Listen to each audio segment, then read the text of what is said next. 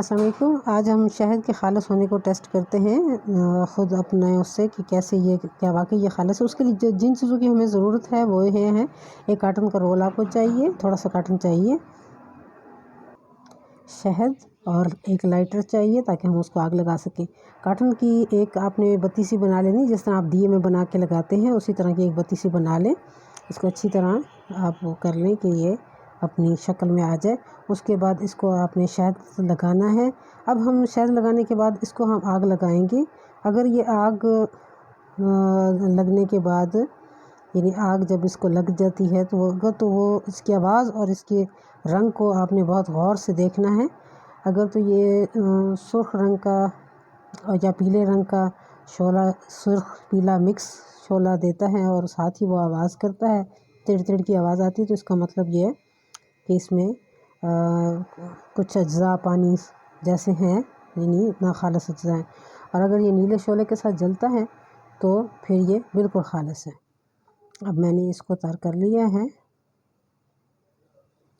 अब हम इसको आग लगा के देखते हैं।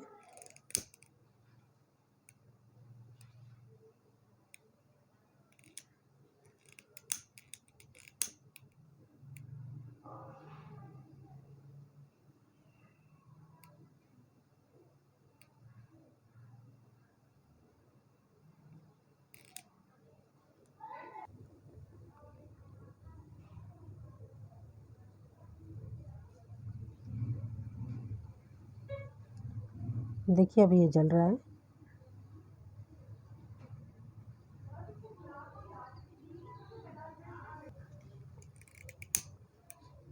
इसको दोबारा आग लगाएं।